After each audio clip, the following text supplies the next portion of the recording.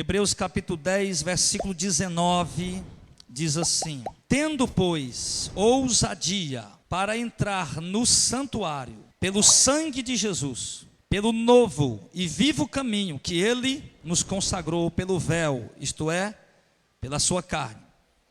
E tendo um grande sacerdote sobre a casa de Deus, cheguemo-nos com um verdadeiro coração e inteira certeza de fé, tendo o coração purificado da má consciência e o corpo lavado com água limpa. Retenhamos firme a confissão da nossa esperança, porque fiel é aquele que prometeu. Amém. Então ele está falando aqui, irmão, para os hebreus, numa linguagem que eles compreendem muito perfeitamente, porque o autor aqui usa a linguagem do sacerdócio levítico, do sumo sacerdócio levítico e do santo lugar. E os hebreus sabiam o que ele estava querendo dizer, que o sumo sacerdote representava o povo diante de Deus e oferecia ali sacrifícios e dons pelo pecado do povo. E o santo lugar, o santo dos santos, era onde o sumo sacerdote, só ele podia entrar uma vez por ano. E agora o autor de Hebreus aqui está falando para os hebreus, que agora nós temos um sumo sacerdote, que não é mais da linhagem de Arão, mas é um sumo sacerdote que é o próprio Filho de Deus. E que esse sumo sacerdote, que é o próprio Filho de Deus, Jesus, ele adentrou o santuário, não aquele santuário feito pelas mãos do povo judeu, dos homens, mas um santuário feito no céu pelo próprio Deus. E que Jesus estaria diante, não da arca do concerto, mas diante da presença literal de Deus lá no céu agora, representando, né, aqueles que creem. Então ele diz que por esse motivo, por termos esse sumo sacerdote, nós precisamos aprender a chegar ao trono da graça, à presença de Deus, com um coração sincero, com um coração reto e com certeza, com inteira certeza de fé. Olha o que ele está dizendo, que quando nós formos entrar na presença de Deus, nós devemos fazer isso com inteira certeza de fé, com convicção de que nós estamos de fato na presença dEle. E quando primeiro ele está mostrando do livre acesso que nós temos, nós podemos ir até Ele, através da oração por meio de Cristo. Que nós temos esse acesso livre, a porta está escancarada, para que qualquer um de nós quisermos irmos até Deus por meio de Cristo, a gente consegue. Então nós temos que fazer isso com convicção, com certeza, sem dúvida, sem questionamento. Ou seja, você precisa ter certeza absoluta que todas as vezes que você se achega a Deus em oração, para buscar a Deus em oração por intermédio de Jesus, você está sendo ouvido por Ele. E você está na presença dEle, literalmente. Ele usa a linguagem do sumo sacerdote que entrava no Santo do Santo. E agora nós podemos entrar lá também por causa de Cristo. Amém? Então tenha essa certeza absoluta, que você pode entrar na presença de Deus. Nós sabemos que todos nós passamos lutas, porque aqui vai chegar um momento aqui que ele vai deixar claro que ele estava escrevendo isso aqui, esse momento aqui, para uma igreja que estava sendo perseguida, para um povo que estava sendo perseguido. Então nós sabemos que todos nós passamos lutas. Todo mundo que está aqui passa adversidade. Ainda agora à noite eu estava falando com a irmã e um irmão aqui do meu lado. Nunca diga que o seu problema é maior do que o dos outros, porque o seu problema é grande para você e o do irmão é grande para ele. Nunca considere o seu problema mais importante do que o de ninguém, porque todos temos problemas. Todo mundo que está aqui tem lutas, tem dificuldade. Pode estar bom numa área, mas na outra pode estar passando dificuldade. Pode estar bom num momento da sua vida, em alguma área da sua vida, mas em outra pode estar passando uma grande tribulação, uma grande luta. Ainda você viu agora à noite Gilmar falando de um rapaz que tentou tirar a própria vida, que estava querendo se suicidar, estava querendo tirar a sua própria vida. Então o desespero chegou tanto ao ponto, a pressão de Satanás, a opressão do inimigo, a perseguição dos demônios, de tentar a pessoa fazer isso consigo mesmo. Então é muita luta, adversidade. Mas nós não podemos, irmão, independente do grau de luta, de problema, dificuldade, mesmo que seja dentro de casa com a esposa atribulada, ou mulher atribulada, mesmo que seja com marido atribulado, ou homem atribulado, mesmo que seja o que for a luta, a adversidade, você precisa aprender a confiar em Deus, a confiar no Senhor.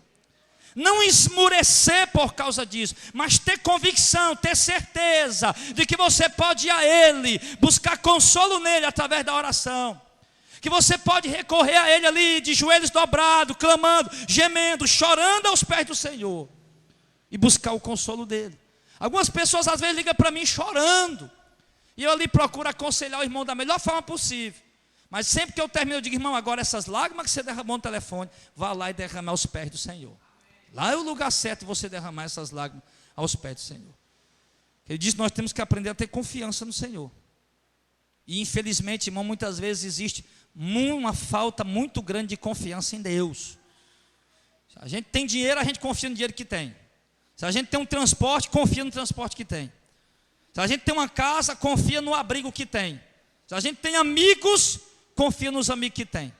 Mas a confiança em Deus, parece que ela está meio assim, meio aqui em falta, meio que abalada. Não que Deus tenha sido infiel para dar a você desconfiança da ajuda dele, mas é porque a incredulidade, a frieza, a inércia de muitos cristãos tem trazido essa falta de confiança, tem gerado neles essa falta de confiança.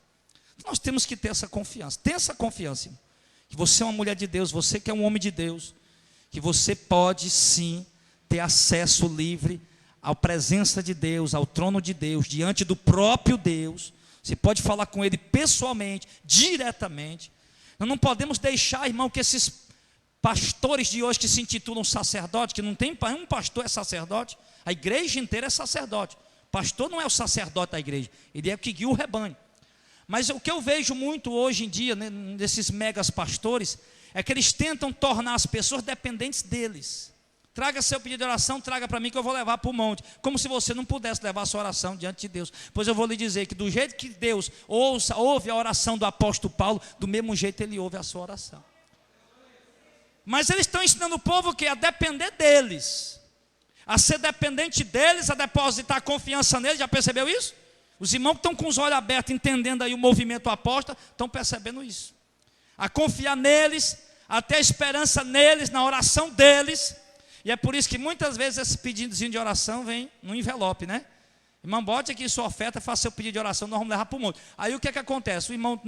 O irmão aprendeu aquilo, você acha que não pode ir diante de Deus, que Deus vai ouvir mais a oração dele do que a sua, aí você acaba fazendo isso, e isso é uma total falta de conhecimento bíblico. Total falta de conhecimento bíblico. Ele diz muito claramente que nós temos esse acesso para com Deus. Amém, irmão? Você vai usar esse acesso agora, amém? Agora um detalhe. Ele diz que nós temos que chegar a Ele com um coração verdadeiro, não pode ser falso. Tem que ser um coração verdadeiro. Eu não posso chegar diante de Deus com falsidade. Eu tenho que chegar diante de Deus com sinceridade. Eu olho para a oração, por exemplo, de Abacuque. A gente tem que aprender uma coisa, irmão, porque tem gente aí aprendendo a cobrar a Deus. Isso é totalmente inconveniente. Nós temos que cobrar a Deus. Cobrar a Deus de quê? A única coisa que Deus não dá para o pecador é jogar ele no inferno. Então a única coisa que o homem pode cobrar a Deus é: Senhor, me joga logo no inferno de uma vez por todas. Porque o salário do pecado é a morte, né? Salário é dívida, né? O que Deus deve ao pecador é isso, é jogar ele no inferno e acabou. Homem nenhum pode chegar diante de Deus e chegar: Senhor, eu dei, o Senhor tem que me dar. Não pode cobrar nada de Deus. Não pode. Mas a oração sincera é outra coisa. Olha para Abacuque: Senhor, até quando o ímpio prevalecerá contra o justo? Olha a oração de Abacuque. Ele não estava sendo arrogante, prepotente. Não, ele estava ali falando com Deus: Senhor, tu podes tudo. Até quando o Senhor vai permitir isso, Senhor? Até quando o Senhor vai nos socorrer? Aí você vê a outra oração, se eu não me engano, do profeta Zacarias, que pergunta: Senhor, até quando o Senhor não vai ajudar Israel? Até quando a tua ira estará sobre eles? Estava lá no cativeiro babilônico, aqueles 70 anos, pela mão de Nabucodonosor. E ali eles perguntam: até quando, Senhor, o Senhor não vai ajudar Israel? Até quando a tua ira vai permanecer sobre o teu povo? Eles fazem essa pergunta. Você vê sinceridade na oração. Uma oração sincera. Então tem que chegar diante de Deus com o coração sincero. Se eu estou triste, angustiado, aflito, necessitado de alguma coisa, não adianta eu chegar a Deus com conversa, com minhas conversas. Ô Senhor, eu sei que tu podes resolver isso. Eu sei que tu podes fazer isso. Senhor, me ajuda. Senhor, me socorre. Senhor, eu estou triste, Senhor, eu estou frustrado, Senhor, eu estou desanimado, Senhor. E sabe, um coração sincero diante de Deus. Isso nesse sentido da petição. Sentido da petição. Mas também um coração sincero de quê? Um coração sincero de confiar nele, de confiança nele. Aquele coração sincero de saber que você confia nele, que não há dúvida da sua confiança nele. Um coração sincero, sem hipocrisia, sem falsidade. Um coração sincero. Senhor, eu estou com raiva de alguém, eu estou com ódio de alguém. Senhor, eu estou aqui, enfim, um coração sincero em todos os sentidos. E isso é importante, ele diz aqui. E outro ele diz aqui, um coração sincero, inteira certeza de fé. Você não precisa ter dúvida que Deus está ali ouvindo. Tanto no Salmo como o apóstolo Pedro diz que os olhos do Senhor estão sobre os justos. E os seus ouvidos atentos às suas orações. Então o que ele está dizendo? Que os olhos de Deus estão sobre os justos. Quem são os justos, irmão? São aqueles que foram lavados e remidos pelo sangue de Cristo. Apenas esses são justos aos olhos de Deus. Homem nenhum, por melhor obra que ele pratique, por maior que seja a caridade que ele faça, ele não é justo diante de Deus. O homem é justo quando ele é justificado pela sua fé em Cristo. Ele crê em Jesus, se converte ao Evangelho para obedecer ao Evangelho, ali ele já é justificado. Então o texto diz claramente que os olhos de Deus estão sobre o justo, irmão. E vocês são justos. Justo por quê? Porque você creu em Jesus. Você se converteu ao Evangelho. Você está buscando obedecer ao Evangelho. Então você é justo porque você foi justificado pela fé. Pela sua fé em Cristo. Pela graça de Deus. Você foi justificado. Então, os olhos dele estão sobre você. Dá para você entender a grandeza do que é isso? Que os ouvidos de Deus estão atentos às minhas orações, às suas orações. Ele fala isso. Então você tem que ter essa certeza, meu irmão, amém? A certeza de que Deus me justificou. Eu não sou justificado pelas minhas obras, pelo dízimo que eu dou, que o dízimo não é obrigatório, pela uma oferta que eu dou. Eu não sou justificado pelas boas atitudes que eu faço. Eu sou justificado pela minha fé em Jesus Cristo. Mas não a fé que todo mundo tem, católico, espírita, evangélico. Mas essa fé que leva à obediência, com temor. É essa fé que eu me refiro. Então se você tem essa fé, você é justo. Então você não precisa ter dúvida que o Senhor tem ouvido suas orações. Tenha certeza disso. Tenha certeza disso. Você vê ali, por exemplo, o rei Ezequias. Um homem justo, reto diante do Senhor. Então ele estava uma enfermidade, o profeta Isaías foi lá, Deus, olha Isaías, fala para Ezequias que arruma a casa que ele vai morrer. Aí Isaías chega lá e diz, ô Ezequias, Deus, assim diz o Senhor, arruma a tua casa que você vai morrer dessa doença aí. Isaías entrega o recado e volta. E quando Isaías entrega o recado e volta, Ezequias vira a parede e faz uma oração de 30 segundos. Senhor, lembra-te, eu te peço, que andei diante de ti, que eu fiz a tua vontade. E ali chorou muito. E ali ele não percebeu nada, mas Deus lá no céu estava ouvindo. E de repente Isaías está lá, vinha a palavra de Deus de novo, aí Isaías volta e diz para ele que eu ouvi a oração dele. E que está aqui a resposta da oração dele. Que Deus ouve nossas orações. Não precisa eu estar sentindo que Deus está ouvindo. Não precisa eu estar sentindo, eu estou sentindo, Deus está ouvindo. Não. Só basta você ter certeza, eu vou orar e Deus vai me ouvir. Vou buscar a presença de Deus agora em nome de Jesus e Ele vai ouvir minha oração. Se Ele vai me responder, eu não sei, mas que Ele está ouvindo, Ele está. Se Ele vai resolver esse problema agora, eu não sei se Ele vai resolver hoje, mas que Ele está me ouvindo, isso eu sei que Ele está. Então você tem que ter essa certeza, amém, meu querido? Tem essa convicção. Eu acredito que quando nós temos essa certeza, essa convicção, nossa vida de oração ela é renovada, ela muda. Nós nos tornamos mais fervorosos na oração, quando nós temos essa certeza, essa convicção. Quando não temos, aí não tem, a vida de oração continua. Quando não há essa certeza, essa fé, essa convicção, a vida de oração continua aquela coisinha minguada. Mas quando o homem tem essa certeza, inteira certeza de fé que Deus está o ouvindo, a vida de oração dele é mais intensa, porque ele sabe que Deus está ouvindo as orações dele. Ele diz que para chegar diante de Deus também é preciso ter um coração purificado da má consciência e o corpo lavado com água limpa, né? Aqui ele usa aqui uma linguagem, que alguns podem levar para o lado do batismo, mas não. Ele está usando aqui uma linguagem simbólica, uma linguagem figurativa. Está colocando aqui, introduzindo aqui uma linguagem dos ritos judaicos, né? Que eles acreditavam que eles tinham que lavar, se purificava lavando o corpo com água limpa, então ali estavam limpos. Então ele usa esse tipo de linguagem para eles compreenderem o que ele está falando, porque essa carta é escrita para os hebreus. Para nós aqui talvez não faça sentido, ou talvez nós vamos pegar para o lado do batismo. Mas ele está usando aqui uma linguagem que os judeus iam entender, que os hebreus iam entender, porque eles acreditavam, repito, né? Você vê lá em Mateus capítulo 15, o Jesus falando das tradições dele, né? Que lavava os copos, os jarros, as camas, né? Essas coisas. Então ele está usando essa linguagem do lavar, porque eles acreditam que eles ficavam ritualmente limpos quando eles lavavam o seu corpo. Então ele fala aqui que nós temos temos que purificar a nossa consciência do pecado, das iniquidades. Eu me lembro do que o apóstolo João disse, que se a nossa consciência nos acusa, maior é Deus. Maior é Deus. E se a nossa consciência não nos acusa, então nós receberemos dele as petições que lhe fazemos. Então, mas primeiro ele fala da consciência. Então, se a minha consciência está me acusando de pecado, de alguma coisa que eu estou cometendo, então preciso limpar a minha consciência, tirar, remover, parar de praticar aquilo, para que a minha consciência possa estar limpa. Às vezes eu vou orar, fazer uma visita, solicitação do irmão, e ali o irmão falando dos seus problemas, e dizendo que tem orado, pedido a Deus uma resposta. Eu digo, meu irmão, faça o seguinte: ore a Deus, peça a Deus ajuda, o socorro, tá? Vamos orar aqui, pedir para Deus lhe ajudar, mas faça o seguinte: peça a Deus para lhe mostrar alguma coisa que você está fazendo que não está agradando Ele. Aí Deus vai mostrar aqui, na consciência. A consciência dele vai ser acusada imediatamente.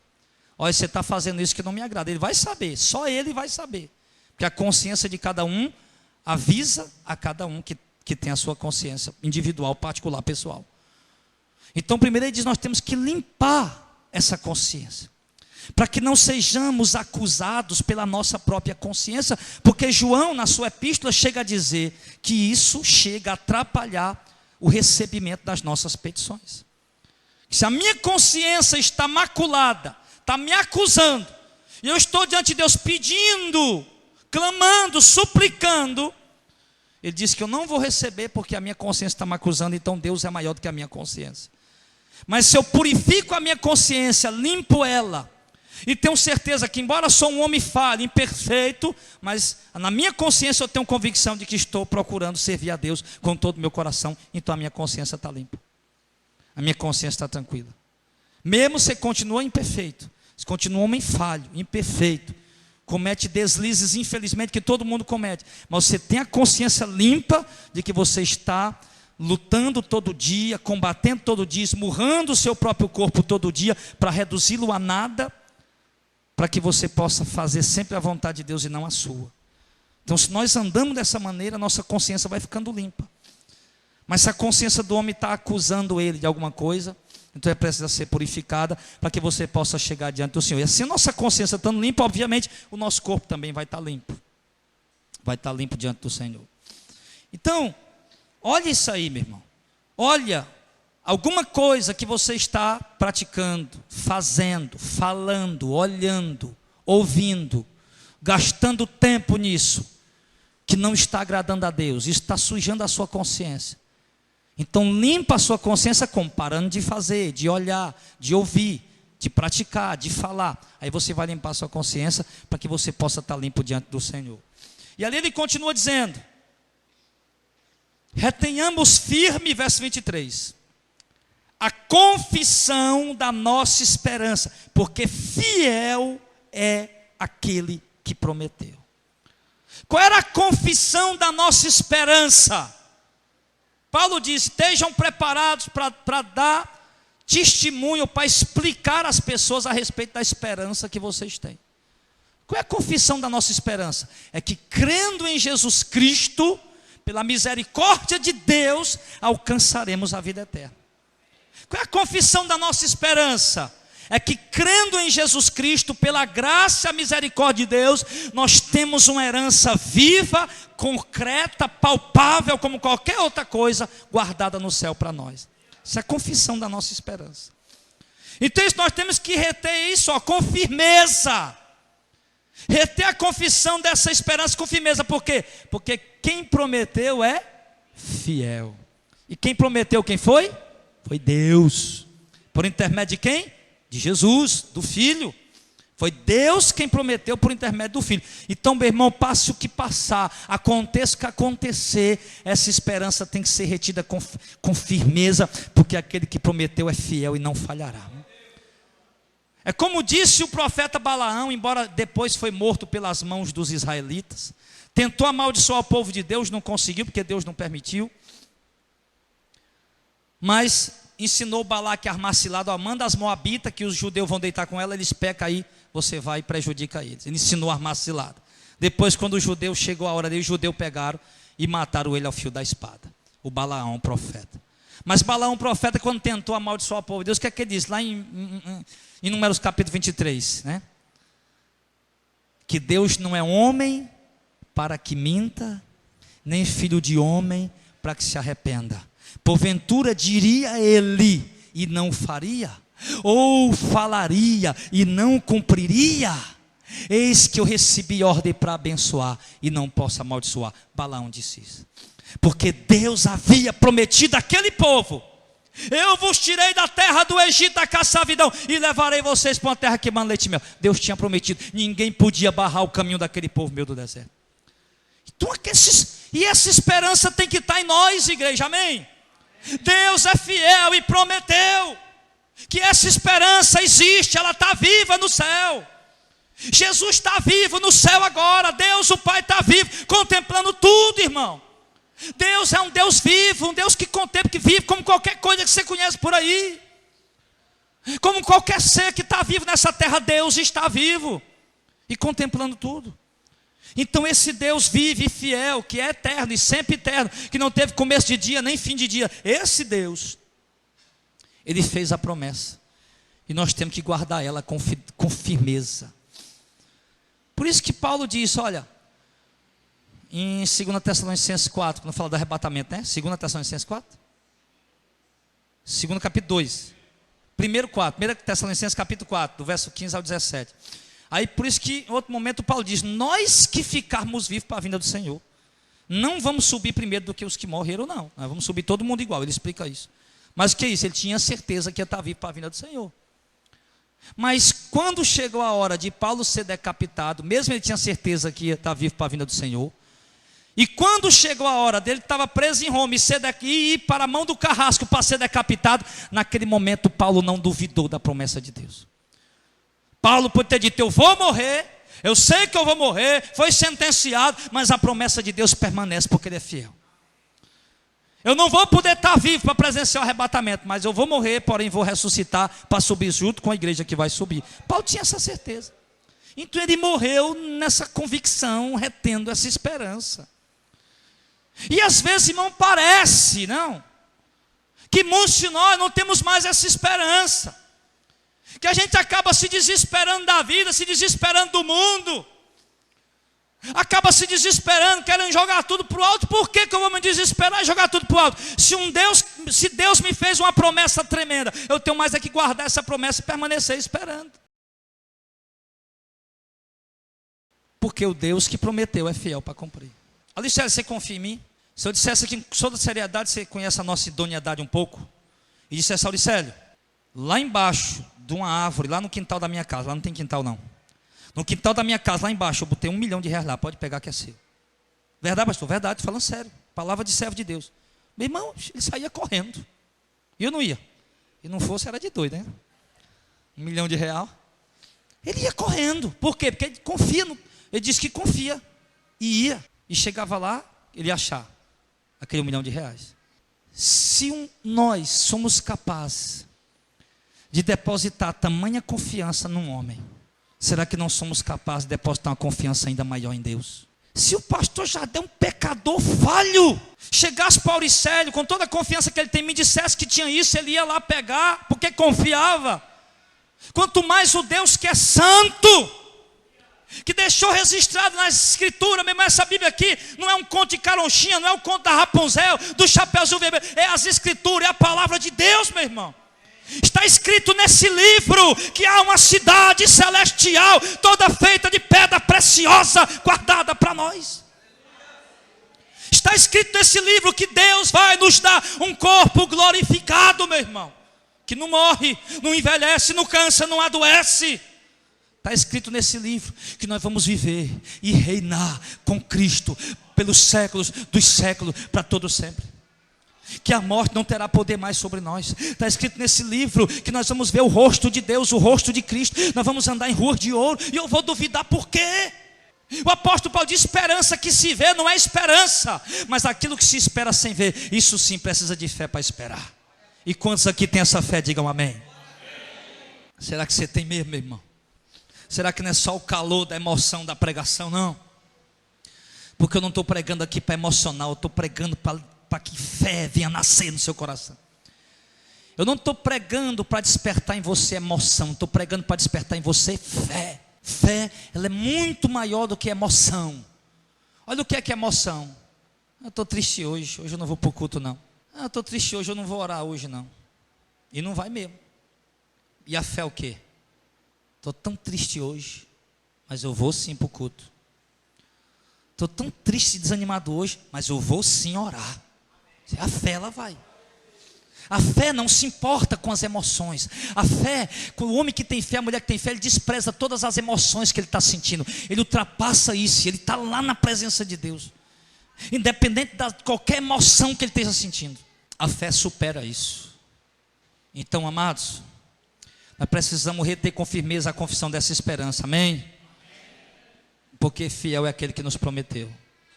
Deus prometeu, escreveu, e você vai ver como vai se cumprir. Vai.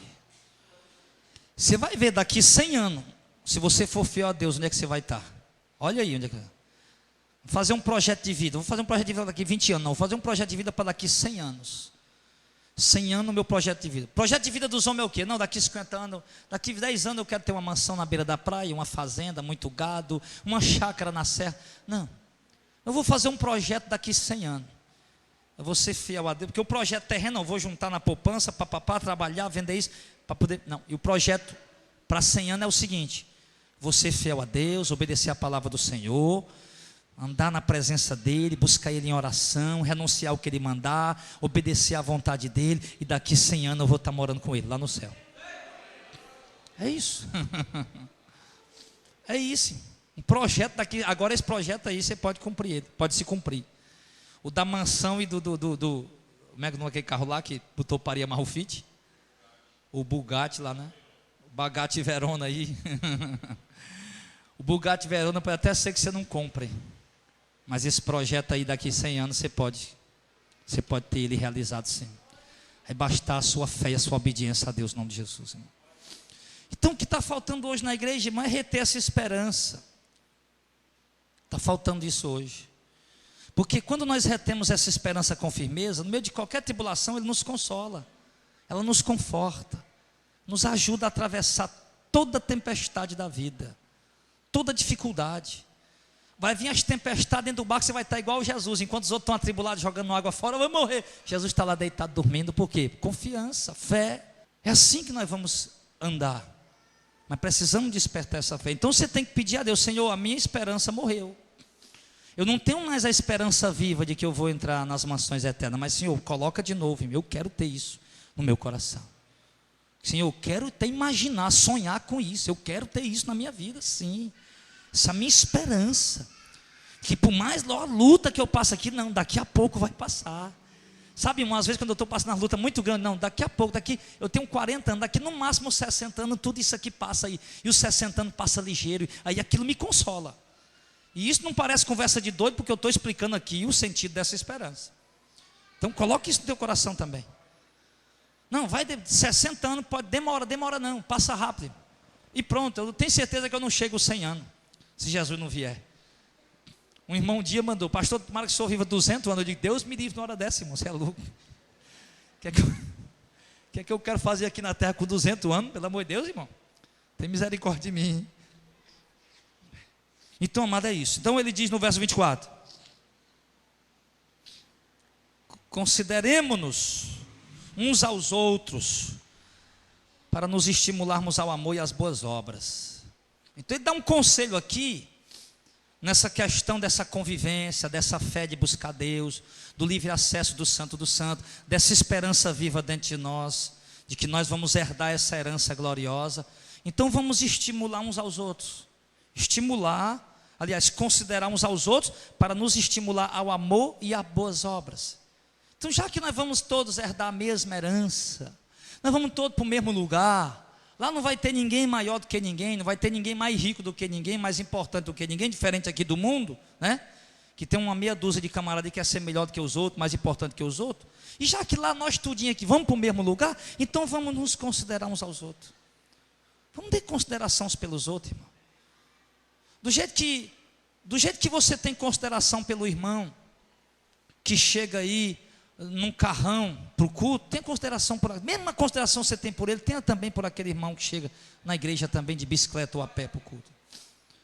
O pastor não é melhor do que ninguém, mas a mesma consideração que vocês têm por mim, como pastor de vocês, tenha também uns pelos outros. Vamos, irmãos, nos considerar uns aos outros. Não ter consideração uns pelos outros. Porque às vezes de repente você pode tratar o pastor muito bem, dar boa atenção a ele, e de repente o outro irmão viesse, ele já não dá aquela atenção tão boa, não trata ele já tão melhor. Porque você mesmo em seu coração quem está fazendo a acepção de pessoa. Porque às vezes não é que as pessoas chegam se sentindo importantes, nós é quem fazemos a acepção de pessoas. Não é isso?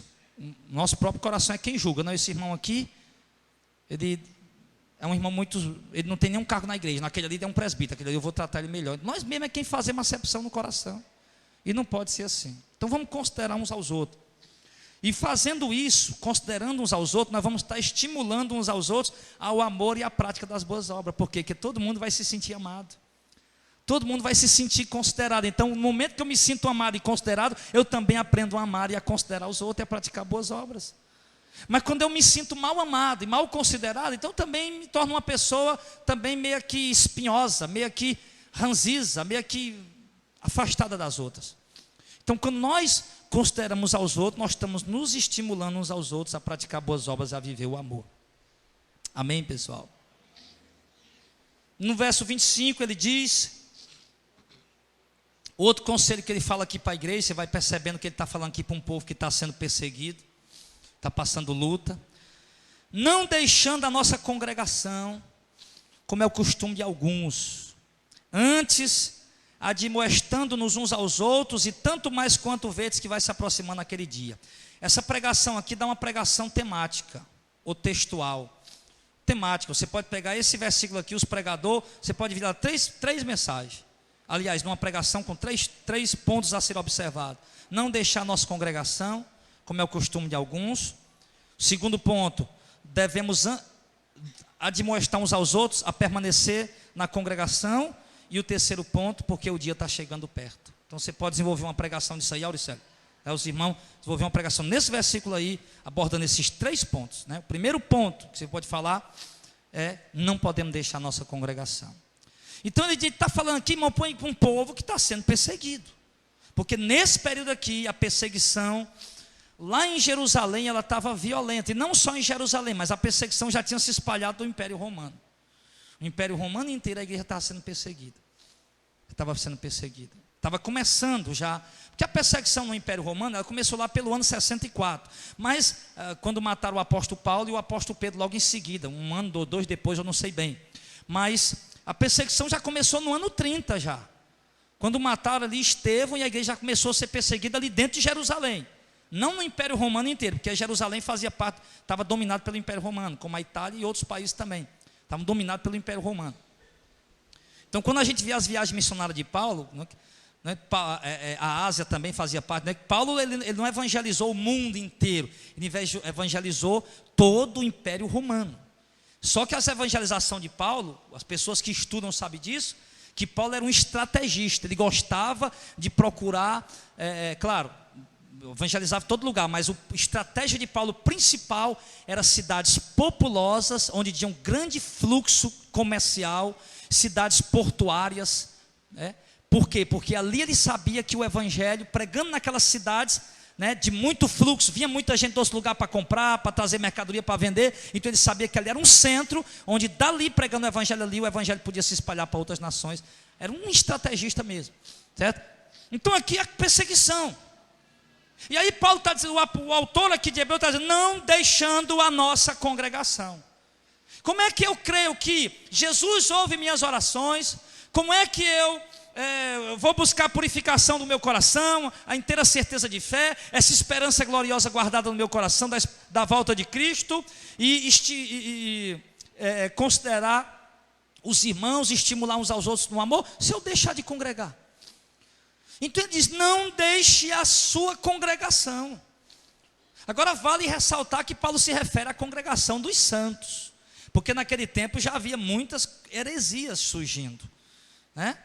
Havia o gnosticismo, por exemplo, que dizia, Jesus veio, mas não veio em carne, porque ninguém estando em carne pode ser bom.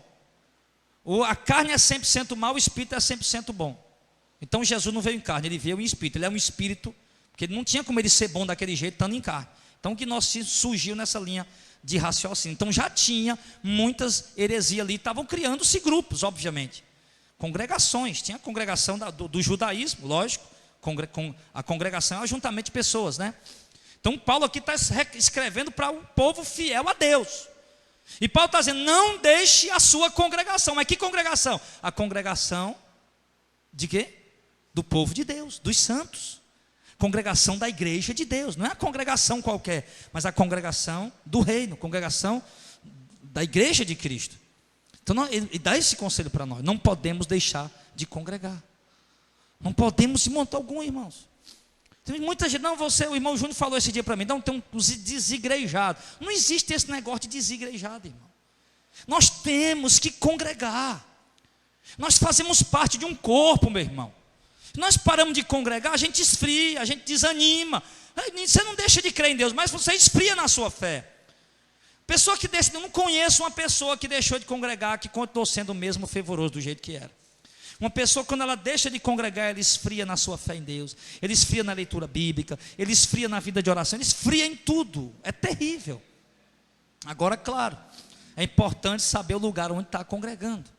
E nós temos que, de fato, procurar a igreja do Senhor Jesus, a igreja de Cristo, para congregar nela. Não numa igreja apenas porque é uma igreja evangélica, como nós já tomamos o conhecimento, que a sua maioria, infelizmente, está desviada do evangelho. Então nós temos que buscar a nossa congregação e nos firmar nela e fazer parte dela, daquele corpo. E buscar a unidade com os irmãos, a união com os irmãos.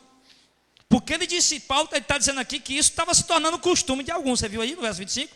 Não deixemos a nossa congregação como é o costume de alguns. Então algumas pessoas estavam adotando o costume de deixar a sua congregação. Que pena que o movimento pentecostal não existia ainda nessa época, né?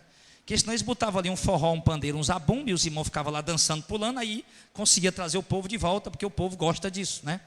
Mas não tinha, né? Era aqueles cultos assim meio que parecido com culto monótono. Você lembra aqueles cultos meio que monótono? Paulo chegava ali, ficava pregando 2, 4 horas seguidas sem parar, né?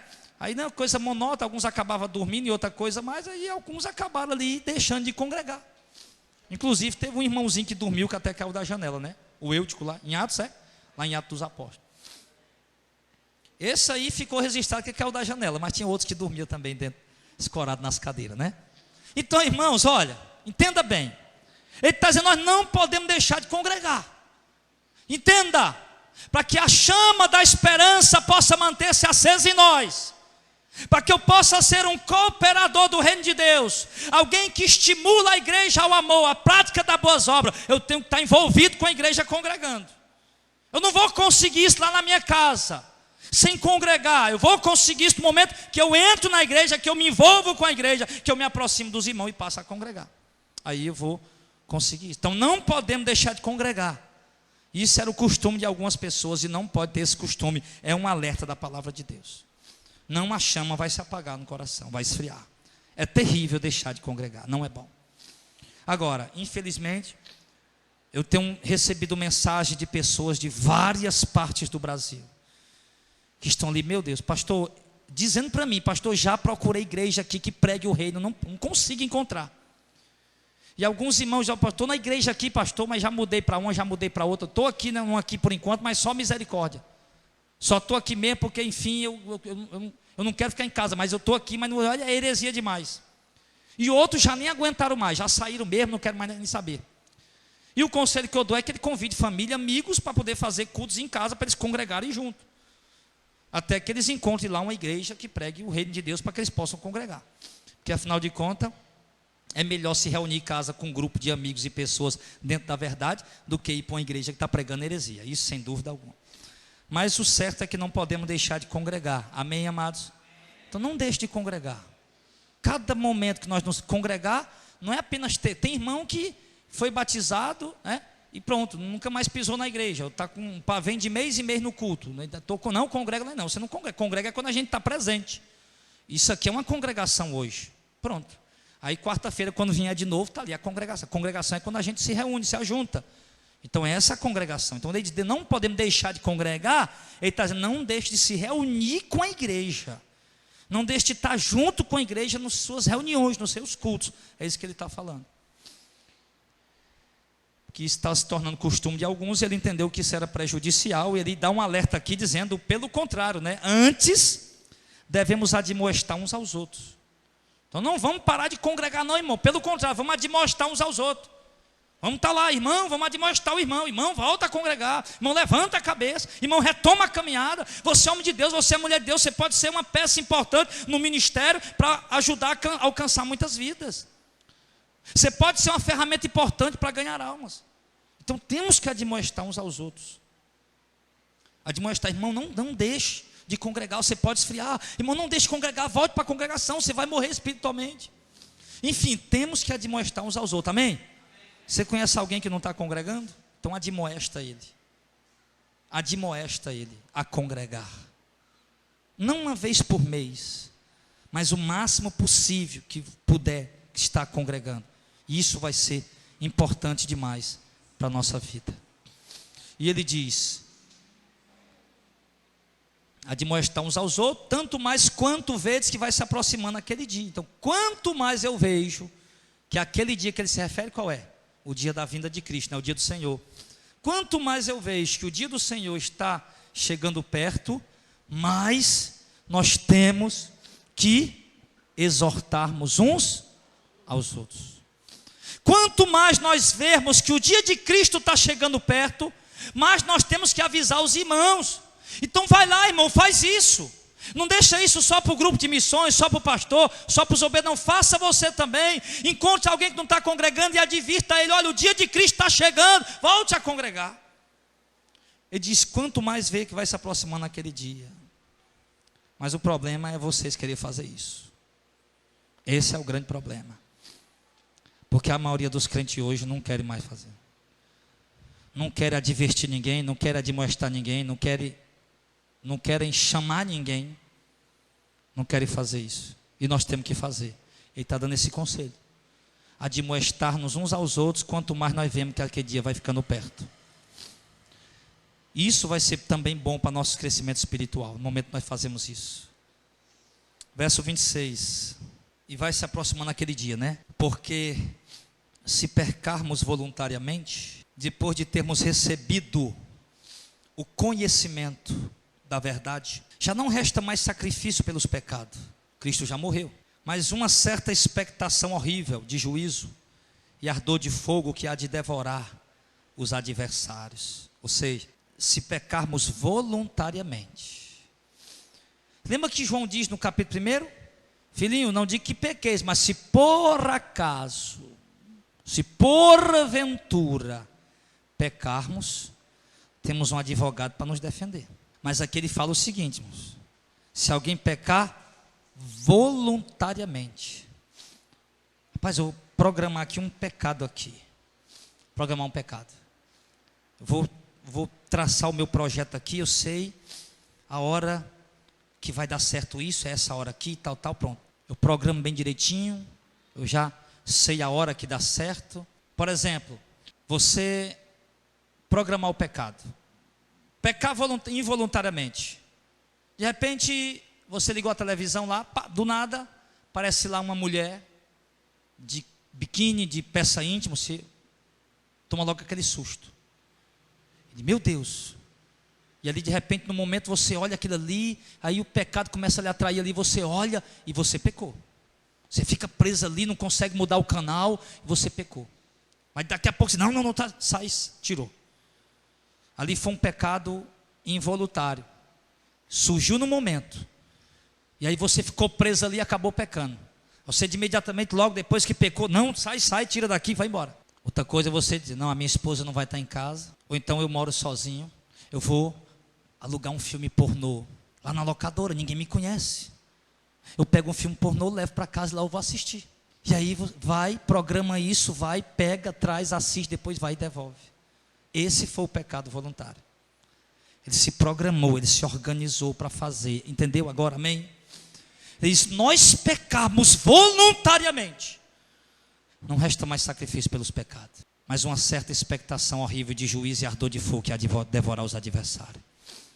Por que, irmão? Já percebeu por que infelizmente a gente quase não vê crentes verdadeiros, que eram, aliás, pessoas que eram crentes da igreja, que voltaram para o mundo voluntariamente. Rapaz, eu vou voltou para o mundo voluntariamente. Vou voltar para o mundão, foi para o mundão, beber, se prostituir. Que a gente quase não vê essas pessoas voltando mais para a igreja. Já percebeu isso? É raro ver, é muito raro. A gente vê pessoas chegando agora, eu estou vindo do tráfico, da droga, da perdição. Alguém que escorrega ali de repente, ou sei lá, de repente ali, sei lá, vira a cabeça ali no momento. Rapaz, o que eu fiz, pelo amor de Deus? Ele não foi para o mundão, ele caiu ali naquele momento. Por que eu fiz? Eu estou doido. Não, Deus me livre, está repreendido. O cara volta lá aos pés do Senhor, pelo amor de Deus. Meu Deus, o que eu fiz? Eu me arrependo aqui, Senhor. Eu não quero isso para a minha vida mais não. Então isso foi aquele momento ali. Aconteceu, que não aconteça com vocês em nome de Jesus, né, irmão? Pelo amor de Deus. Mas ele está falando aqui do pecado involuntário, irmão. Do pecado voluntário. É você programar o pecado e ir lá para pecar. Está dizendo aqui, está dando a entender até que não tem mais nem volta para o camarada. Está dando até a entender que não tem mais jeito nem do cara voltar, porque o pecado que Cristo derramou, o perdão que Cristo deu a ele profanou o sangue. Que ele diz aqui, ó, verso 28, quebrando alguém, a lei de Moisés, morre sem misericórdia, só pela palavra de 2 ou 3 testemunhas. De quanto maior castigo cuidais vós, será julgado merecedor aquele que pisar o Filho de Deus e tiver por profano o sangue da aliança, né, ou do Novo Testamento, ou do Testamento, com que foi santificado e fizer agravo ao Espírito da graça. Eu recebi o Espírito da graça, o Espírito de Cristo, ele está na minha vida. E eu peco por acaso, escorrego por acaso, mas estou sempre ali lutando, me arrependendo, peco, mas não gosto de pecar. Peco, mas me entristeço porque peco. Estou lutando contra o pecado, eu estou na presença de Deus desse jeito. Lembra que Paulo diz, ó, não entristeçais o Espírito Santo de Deus, porque é com ele que vocês estão selados para o dia da redenção. Sabe como é que vai ser o arrebatamento, irmão? Nós temos o Espírito Santo. Aí, pastor, como é que vai o arrebatamento e Deus vai conseguir tirar só o povo dele? Nós temos o Espírito Santo. Ao dar da ordem, Deus, aqueles que têm o Espírito Santo, o próprio Espírito Santo os levará ao encontro de Deus e ali transformará o nosso corpo abatido para ser conforme o corpo glorioso de Cristo. E o Espírito Santo é quem vai fazer esse trabalho, porque ele é o selo de Deus para o dia da redenção. Ele é o penhor da nossa herança, ou seja, a garantia que nós seremos resgatados. O penhor da herança, por exemplo. Olha, você está me devendo R$1.000, o que é que você vai me empenhar para garantir essa dívida? Ah, esse anel de R$500. Não, lógico que você não vai me pagar, se a dívida é R$1.000, mas me dê aqui esse celular de R$10.000. Aí eu tenho certeza que ele vai vir resgatar, porque é muito maior do que o que ele está me devendo. Então o que é que acontece? Que o que Deus colocou em nós, o Espírito Santo, é um tesouro incalculável. Então obviamente que isso dá garantia de quê? De que a promessa vai se cumprir, ele vem nos resgatar para ele. Ele é o penhor da nossa herança, é a garantia que Deus vem nos buscar. É como se Deus dissesse, olha, eu venho buscar vocês, como garantia está aqui o meu Espírito Santo. Isso garante que ele virá nos buscar. Ele está dando aqui um entendimento de quê? De que não haverá mais sacrifício pelo seu pecado, porque o sacrifício pelo teu pecado você desprezou, você simplesmente ignorou, não fez caso, blasfemou, profanou. Continua, porque bem conhecemos aquele que diz, verso 30, minha é a vingança, eu darei a recompensa, diz o Senhor. E outra vez ele diz o quê? O Senhor julgará o seu povo. Horrenda coisa é cair nas mãos do Deus vivo. Nós conhecemos aquele muito bem que diz, minha vingança. Os hebreus conhecem, está falando para os hebreus. Nós, irmão, nós não conhecemos não. Nós não conhecemos aquele que diz, minha vingança. Os hebreus conhecem. Por quê? Porque Deus enviou Jeremias, enviou Isaías, enviou muitos profetas lá no tempo dos reis: se arrependam. Não enviarei a destruição do norte, se arrependam. Não enviarei os caldeus, uma nação horrível, que não tem misericórdia de nada, se arrependam. Eles não se arrependeram. Deus enviou os caldeus. A ira de Deus veio contra eles. Mataram mulher, criança, menino, levaram o povo 70 anos no cativeiro. A ira de Deus em cima deles. A ira de Deus. Então os judeus, rapaz, o autor está dizendo aqui: ô hebreus, vocês conhecem muito bem o Deus que disse: minha vingança eu retribuirei, diz o Senhor, eu darei a recompensa. Então ele diz: não queira cair nas mãos do Deus vivo, porque horrenda coisa é cair nas mãos do Deus vivo. Um dia do arrebatamento, o Senhor virá nas nuvens do céu, com uma aparência gloriosa para aqueles que o esperam, mas com semblante de ira para aqueles que não creram nele. Não sei que tipo de aparência você vai ver o Senhor naquele dia, se é o semblante de ira dele, ou se é o vem bendito do meu Pai. Mas ele está dizendo aqui para nós o quê? Que a vingança pertence a ele. Ele vai dar a recompensa, diz o Senhor. E o Senhor julgará o seu povo, e nós já estamos sendo julgados. Paulo diz que o julgamento começa pela casa de Deus. Nós temos que ser julgados antes do arrebatamento e antes da nossa morte. O crente está sendo julgado antes de morrer e antes de ser arrebatado. Porque depois da morte, do arrebatamento, não tem mais julgamento para nós. Apenas aquela forma simbólica que eu já expliquei aqui para os irmãos. De estarmos do lado direito só para ouvir: vem de bendito do meu Pai, para dar testemunho para os ímpios que não creram na igreja de Cristo. Não aceitaram e perseguiram a igreja de Cristo. Mas o julgamento da igreja já começou agora. Nós estamos sendo julgados todo dia. E continuando: lembrai-vos, porém, dos dias. Agora olha como ele está falando aqui, irmão, para um povo que está passando tribulação. Verso 32: lembrai-vos, porém, dos dias passados, quando começaram a caminhada com Cristo, depois de seres iluminados, né, depois de receber a revelação do Espírito Santo, suportar-te com grandes combates e aflições. Em parte fosse feito espetáculo com vitupérios e tribulações. Vitupério quer dizer humilhação, né? A pessoa ser envergonhada em público. E em parte fostes feito participante com os que assim foram tratados, porque também vos compadeceste dos que estavam na prisão, e com gozo permitiste a expoliação dos vossos bens, sabendo que em vós mesmos tendes no céu uma possessão melhor e permanente. Presta atenção no que ele está dizendo para aqueles irmãos. A perseguição está muito grande, muitos estão ali angustiados, aflitos, atribulados de verdade. E ele diz para eles assim: ó, irmãos, você que está aí pensando em desistir, é isso que ele está falando. Você vê que ele falou não deixar de congregar, como é costume de alguns, né? Falou da confiança que nós temos, que nunca pode perder essa confiança de estar diante do Senhor em oração, ter certeza que Ele está nos ouvindo. Falou da confiança também que nós temos que ter, da esperança que Deus nos propôs, porque Ele é fiel, porque alguns estavam desfalecendo por causa das perseguições. E ele traz à memória aos irmãos o quê? Lembrem do dia que vocês foram iluminados pelo Espírito Santo, aquela fé viva que queimou dentro de vocês e o fogo do primeiro amor, que vocês suportaram vitupérios, foram humilhados e envergonhados pelo nome do Senhor. Vocês suportaram tribulações pelo nome do Senhor e permaneceram fiéis.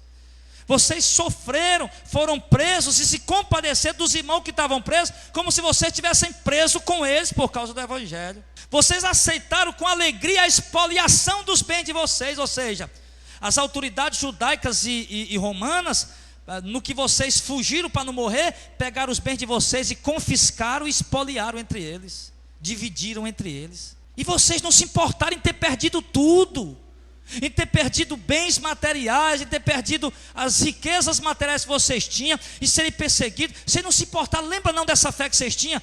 E agora vocês estão querendo desistir? E isso está acontecendo com muita gente nosso meio, irmão. Lembra daquele tempo que você era fervoroso? Lembra daquele tempo que você vivia aos pés do Senhor, e você fazia grandes renúncias, que você sofreu pelo Senhor e você chegou até aqui, e agora você pensar em desistir? Não desista, pelo contrário, seja ainda mais firme no Senhor, porque vocês devem ter certeza que há uma possessão maior e permanente guardada no céu para vocês. E ele diz no verso 35: não rejeitei, pois, a vossa confiança, porque ela tem grande e avultado galardão.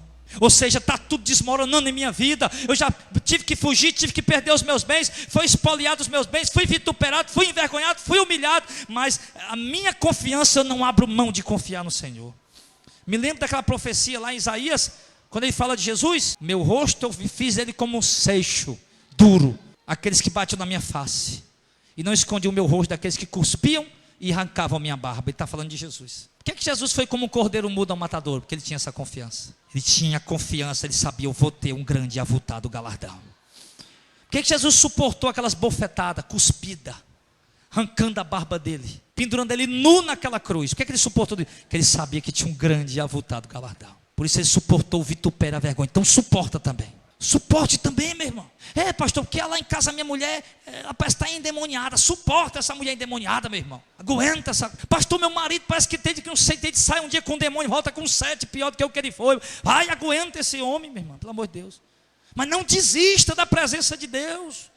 Pastor, estou passando grande luta, estou desempregado. Pastor, minha empresa está quebrando. Irmão, não vou lhe dar uma chave ungida para a sua empresa prosperar, não. Mas eu vou lhe dizer, seja fiel a Deus, meu irmão, obedecendo a Ele. Riqueza muito maior Ele vai lhe dar quando o Senhor vier.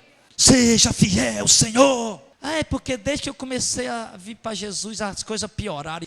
Se quiser pular fora, pula logo, porque vai piorar, o negócio vai piorar mais ainda. Deixa o anticristo chegar aí. Deixa ele baixar o decreto aí. Nós não vamos aceitar o CEDAW. A coisa vai ficar feia para nós, irmão. Então se essa lutinha que você está passando aí, não, vai estar piorou desde que eu entrei para o evangelho, então pula fora enquanto há tempo, que o negócio vai ficar feio ainda mais. O diabo vai se levantar com o inferno inteiro. Você vai ver gente, meu irmão, da sua família que lhe amava, vai lhe perseguir. Vai ver gente da congregação que você fazia parte, armar cilada, lhe caluniar, lhe tentar fazer o mal. Vai piorar. Talvez você vá perder o emprego, porque o diabo vai estar na mente do teu patrão lá para botar você para fora, para você passar a tribulação, para ver se você volta para o diabo, para o demônio ou para as heresias. Talvez você vá bater o seu carro, talvez você vá ter um prejuízo grande aí. O diabo vai tentar fazer isso para ver se você se atribula e volta para a heresia ou para o mundão. Mas não, meu irmão, quebra tudo, como disse Abacuque, né? Mesmo que não haja fruto na videira, o fruto da oliveira, a minha confiança está no Senhor. Mesmo que as vacas sejam arrebatadas do curral, não tenha nem um leitezinho de cabrito para me beber, não tenha nem um cachozinho de uva para me comer, não tem problema, pode estar tudo seco, a minha confiança vai permanecer em Deus. Tem que ser assim, tem que ser dessa maneira. Eu vejo muita gente falar de Pedro, né? O Pedro andou nas águas e afundou. Quem mais andou nas águas aqui? Me diga aqui. Você andou nas águas? Pô, então não diga, Pedro foi incrédulo, foi nada, ele teve mais fé do que eu e você. Eu tenho certeza que eu nunca vou conseguir andar em cima das águas. E ele andou. Mesmo depois afundou, ele andou num bote. Só se for numa balsa, né? Eu vou andar em cima da água, mas numa balsa. Então aquele homem, mas saiu ali com aquela confiança em Deus, com aquela certeza. E é essa certeza que nós temos que ter até o fim. Ele diz, não rejeita a vossa confiança.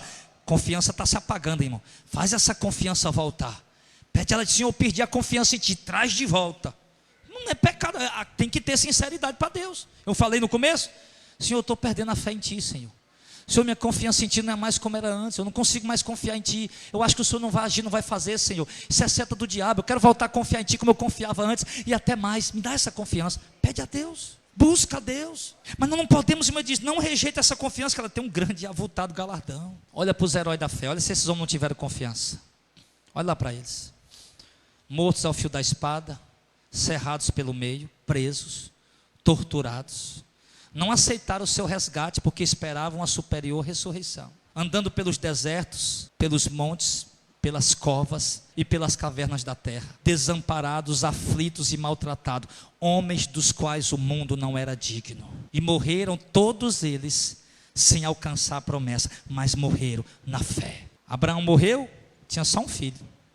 Deus prometeu o quê? Uma multidão como a areia do mar. Mas Abraão morreu, tinha só um filho. Ele viu de longe a promessa, mas morreu na certeza que Deus ia cumprir, porque sabia que ele era fiel. A confiança desses homens, irmão, que foi que deu a Abraão para ele poder sair lá da terra que ele morava lá, de Ur dos Caldeus, para ir para um lugar que ele nem sabia se ia para o norte, para o sul. Vai, anda por aí, Abraão, que eu vou te mostrar no caminho. O que foi que deu naquele homem para ele fazer isso? Confiança. Foi que deu em Paulo, que renunciou tudo agora para poder. Ele diz, rapaz, tudo que eu aprendi eu reputei perca pela excelência do conhecimento de Cristo. O que deu naquele homem? Pirou de vez? Não.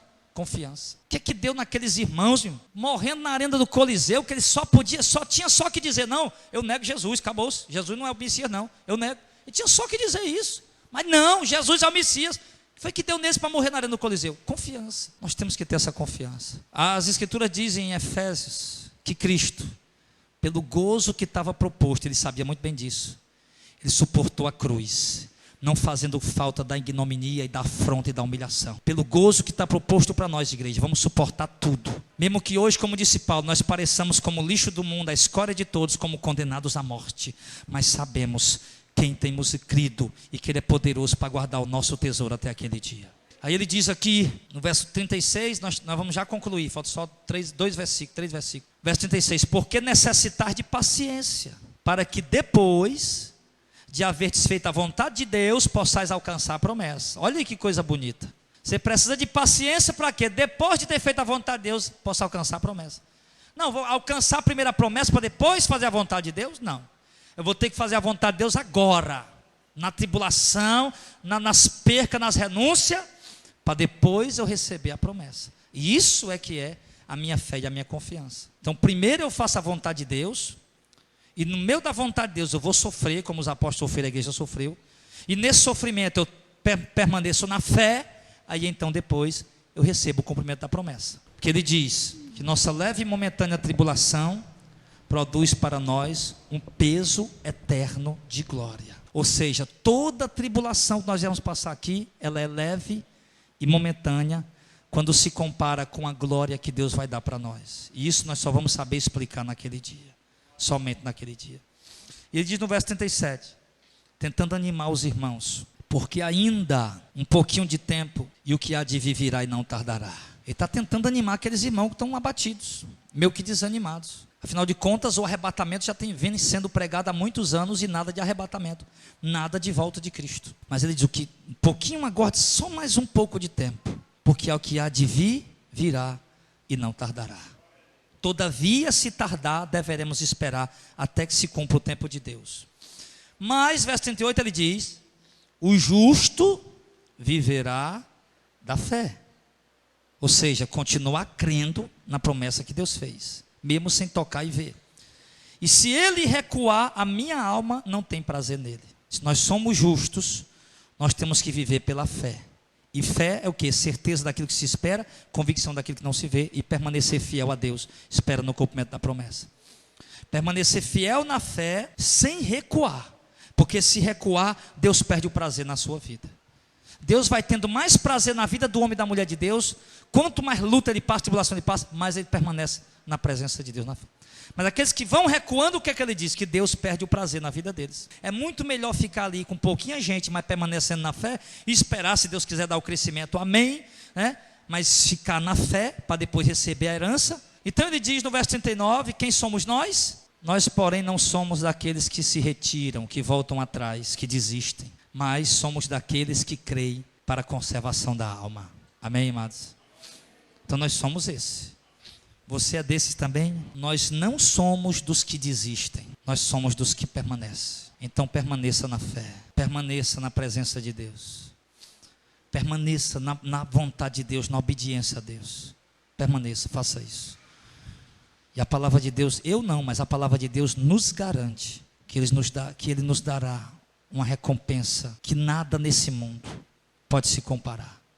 Sabe, irmão, se pegasse todas as riquezas, dólar, euro, diamantes, ouro, pedras preciosas, tudo que tem no mundo, entregasse a você, ainda não seria 1/30 de centésimo da riqueza gloriosa que Deus tem para lhe dar. Então não troque o que Deus tem para lhe dar por nada. Apenas o autor de Hebreus reconheceu que os irmãos estavam cansados, que os irmãos estavam desanimados, e nós precisamos entender isso nessa hora, que há muitos cansados e desanimados em nosso meio, mas é importante que nós renovemos as nossas forças em Cristo, e continuemos caminhando pela fé, não pelas emoções, como eu disse. Se for para emoção, você vai parar mesmo cansado, abatido, tantas vezes, mas continue a sua caminhada pela fé, não pare, não desista, e pela fé faça sempre o que agrada a Deus, renuncie sempre o que Deus quer que você renuncie, e procure viver sempre para a glória de Deus, e Ele nos garante que Ele vai nos recompensar. Se porventura havia alguém querendo desistir, não desista. Se porventura havia alguém desanimado, se anime com a herança. Claro que os motivos humanos, talvez você não tenha do que animar, mas motivos, promessa de Deus, você tem muito que se animar. Então você está aí totalmente sobrecarregado das suas lutas e tribulações que você está passando. e deixou isso encher a tua cabeça, a mente, ao ponto de você estar aí totalmente abatido. Então, irmão, se desliga um pouquinho disso aí, se volta um pouco para as promessas de Deus, para que você possa ir recobrando o seu ânimo. Volte a ler a palavra de Deus todos os dias, que ela é alimento para a nossa alma. E volte a viver o exercício da oração, que ela é alimento para a nossa alma também, para a nossa fé. Sem essas duas coisas vai ficar difícil da gente sobreviver até o fim. Mas tendo essas duas coisas, então isso vai nos dar alimento para a gente continuar caminhando por ainda muito tempo, até mesmo a vinda do Senhor. Amém? Então faça isso em nome do Senhor. Sempre que o diabo disser, não vai evangelizar, vá. Sempre que o desânimo, o diabo ou alguém, um homem usado pelo diabo disser, não vá para o culto, vá. Aquele pode ser o melhor momento da sua vida. Às vezes o cara pensa, eu estou tão frio hoje, de repente Deus chega com uma unção gloriosa que você se surpreende. Se surpreende. Isso acontece sempre. Nós só temos. Foi o povo lá do batismo do Espírito Santo, né? Lembra que quando Jesus subiu ao céu, era 500 ou era 400, irmão, lembra? 500 discípulos ali, 500, né? 500 olhando Jesus subir. Aí eles permaneceram ali, orando. Aí quando foi o dia de Pentecostes, tinha quantos orando lá? 120. Quer dizer que os outros não, estavam cansados de esperar. Ele prometeu, mas está demorando tanto, né? Os que ficaram lá participaram da benção. Os outros só tomaram notícia do que aconteceu. Eu não quero que você tenha só notícia em casa. O culto, Deus hoje falou tremendamente e a glória de Deus encheu nossa vida. Não, eu não quero que você tenha só notícia. Eu quero que você esteja aqui para participar disso com a gente, amém? Só que para isso nós temos que ser perseverantes. Amém, amados? Sejamos perseverantes. Você já orou tanto e não sentiu a presença de Deus? Parou? Não, ore, porque de repente amanhã é o dia que Ele vai te envolver com aquela glória, aquele renovo. Não pode. Você já leu tanto a Bíblia, não está conseguindo receber uma revelação? Continue orando, que pode ser hoje à noite ainda que Ele vai lhe dar essa revelação. Então é tudo na perseverança da fé. Não pode se deixar vencer pelo desânimo. Em nome de Jesus, vamos perseverar, vamos ficar de pé em nome de Jesus.